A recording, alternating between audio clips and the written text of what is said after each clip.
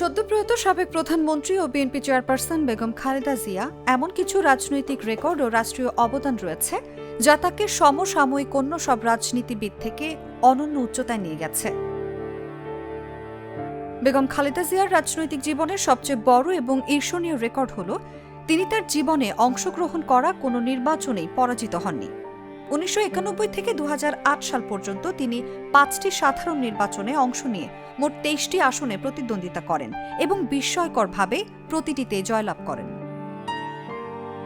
খালেদা জিয়া ১৯৯১, ১৯৯৬ এবং ২০০১ সালের নির্বাচনে ৫টি করে মোট ১৫টি আসনে প্রার্থী হয়ে সবকটিতেই বিপুল ভোটে জয়লাভ করেন, অর্থাৎ তিনি ৫ আসনে বিজয়ের হ্যাট্রিক করেছিলেন। পরবর্তীতে আইন পরিবর্তন হলে ২০০৮ সালে তিনি সর্বোচ্চ ৩টি আসনে দাঁড়িয়ে ৩টিতেই বিজয়ী হন। বেগম খালেদা জিয়া দেশের ৬টি ভিন্ন জেলা বগুড়া, ফেনী, ঢাকা, চট্টগ্রাম, লক্ষ্মীপুর এবং খুলনা থেকে সংসদ সদস্য নির্বাচিত হয়েছেন। উত্তর থেকে দক্ষিণ, পূর্ব থেকে পশ্চিম দেশের সব অঞ্চলের মানুষের প্রত্যক্ষ ভোটে নির্বাচিত হওয়ার এই সর্বজনীন জনপ্রিয়তার রেকর্ড আর কোনো রাজনীতিবিদের নেই। বাংলাদেশের ইতিহাসে বেগম খালেদা জিয়াই একমাত্র নারী যিনি একাধারে ফার্স্ট লেডি অর্থাৎ রাষ্ট্রপতির সহধর্মিণী এবং পরবর্তীতে প্রধানমন্ত্রী হিসেবে দেশ পরিচালনা করেছেন। ১৯৯১ সালে ক্ষমতায় এসে বেগম খালেদা জিয়াই ঐতিহাসিক দ্বাদশ সংশোধনী পাশের মাধ্যমে দেশকে পুনরায় সংসদীয় গণতন্ত্রে ফিরিয়ে আনেন। রাষ্ট্রনায়ক হিসেবে তার অন্যতম সেরা অর্জন হল নারী শিক্ষায় বিপ্লব। তার সরকারই বাংলাদেশে ১০ম শ্রেণী পর্যন্ত মেয়েদের অবৈতনিক শিক্ষা ও উপবৃত্তি চালু করেছিল। বেগম জিয়ার এই একটি সিদ্ধান্ত বিশ্বব্যাংক সহ আন্তর্জাতিক সংস্থাগুলোর কাছে রোল মডেল হিসেবে স্বীকৃত।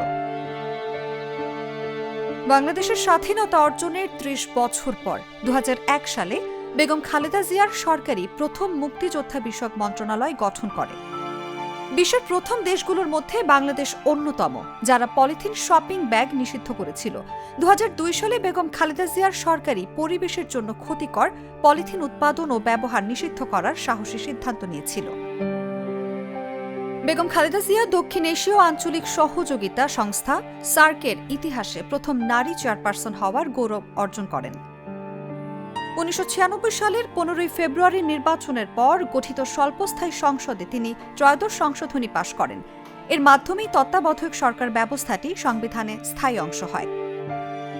বর্ণাঢ্য এই রাজনৈতিক ক্যারিয়ার ও রাষ্ট্রীয় সংস্কার বেগম খালেদা জিয়াকে বাংলাদেশের ইতিহাসে স্থায়ী আসন করে দিয়েছে। তার মৃত্যুতে সেই দীর্ঘ ও অজেয় পথ চলার অবসান ঘটল।